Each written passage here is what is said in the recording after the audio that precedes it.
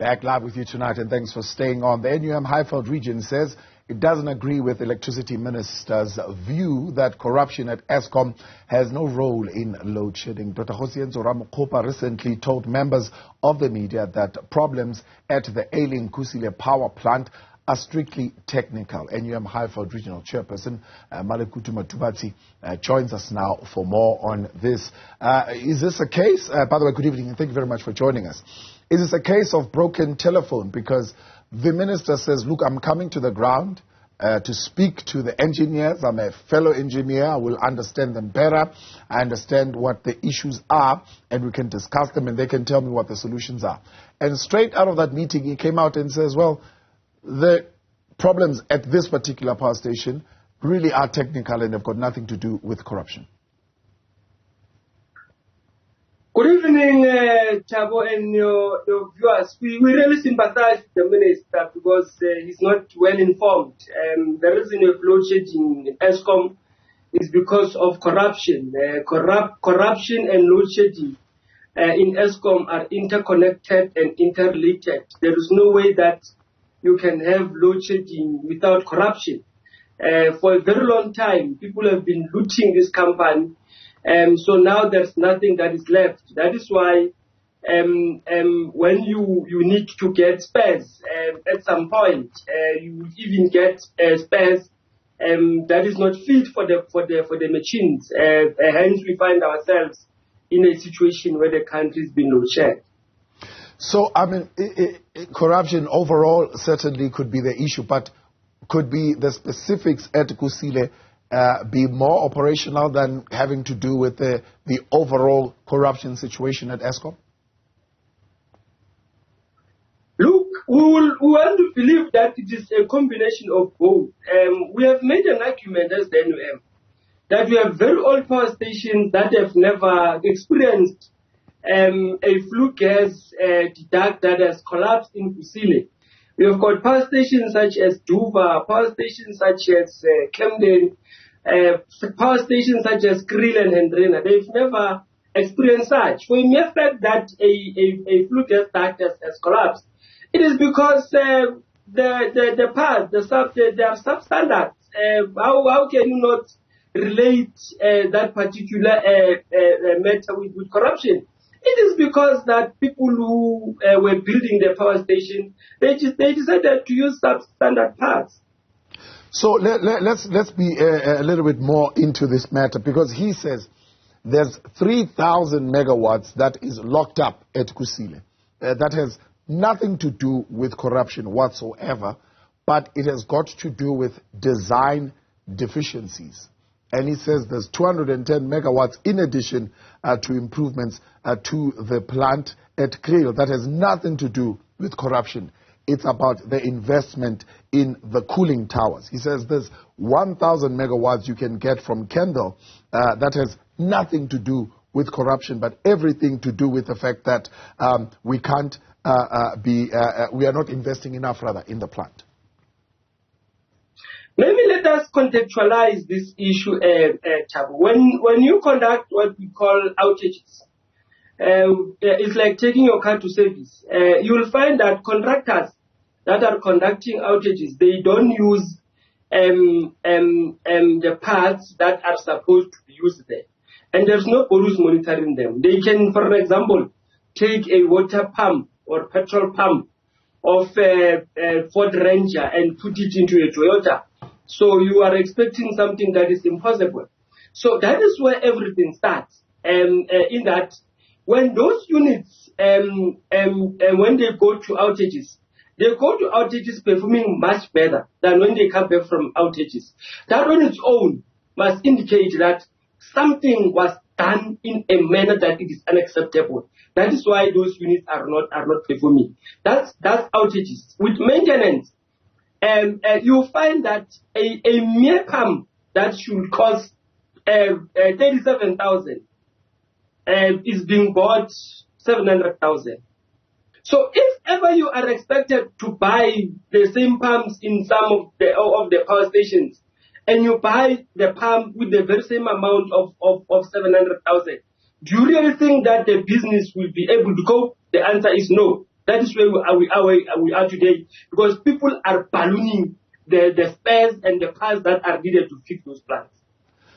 So why would it only be Tutuga that says to the minister, well, we definitely can list corruption as part of the reason why there are challenges at this power station, corruption especially in procurement. None of the others, Kusile did not list that, Krill did not list that, Kendall did not list that. Why are they not listing corruption as the source of their problems? Firstly, people who are not listing corruption to the minister, they themselves are corrupt. They are trying to hide their own activities of corruption. Those shenanigans. So it can be that you will expect a drug lord to report a drug addict, or rather take a drug addict to rehab. It really cannot happen, because once a drug lord is doing that, the business will collapse. That's one. But two, the minister did not engage with organized labor at length. He only avoided organized labor 10 to 15 minutes.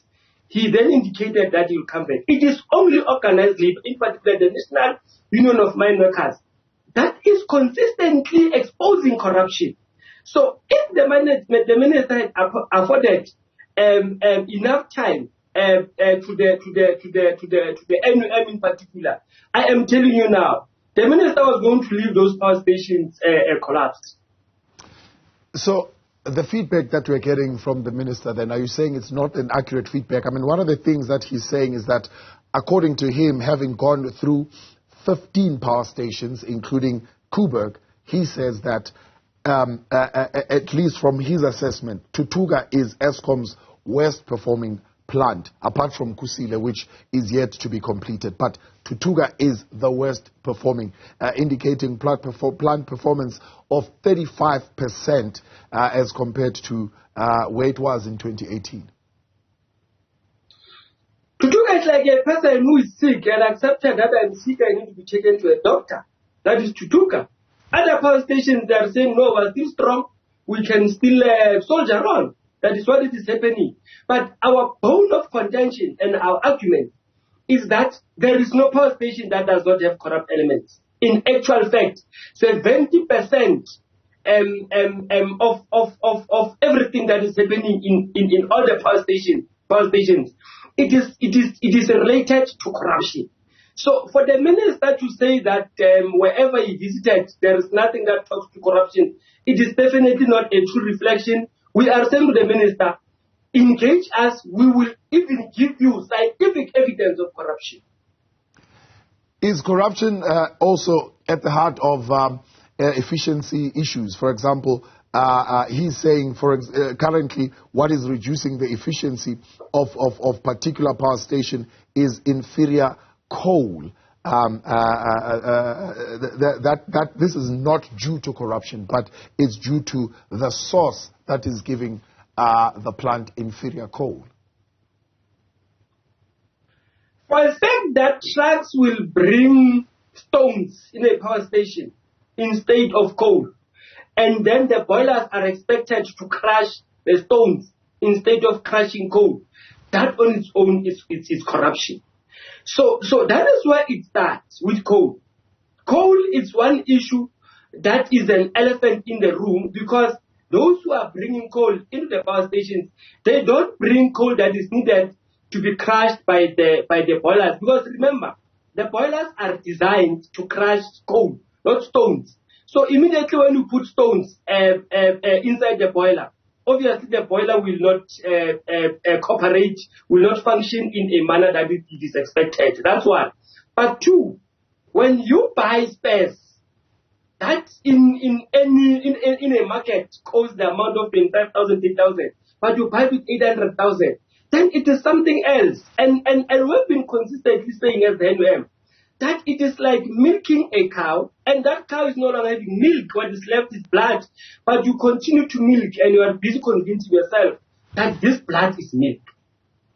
So the minister pleading, I suppose, the case of the extension of the life of the Tutuga plant, saying that if that would be done and investment would be made there, that plant can show improvement. As Labour, do you agree with that? We really do. Remember, Tutuka, it has 600 megawatts per unit. So, and you have got 6 units. So, it therefore means that it gives you 3,600.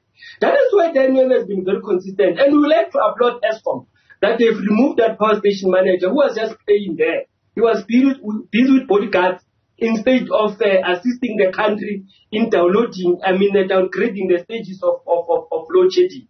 So Tutuka, it is one power station that we know and we always knew that it can perform and it can assist in making sure that we do not have load shedding in the country. But most importantly, what has improved recently is the oldest power station that our own government is intending to close.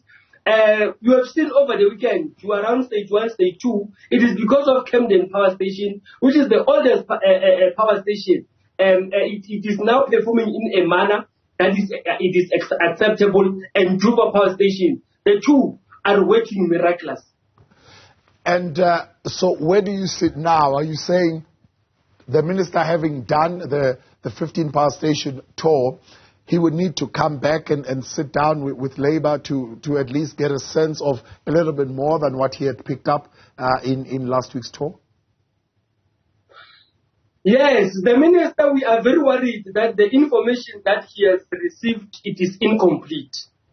As the trade union movement that we are organizing in ESKOM, we believe that we must meet with the minister, engage with the minister. We want to assist the minister. We want to assist the country because no one likes this load shedding. So it is through us who are dealing with these issues on a daily basis that can give comprehensive and adequate information to the minister so that we can have stage 0 of load shedding.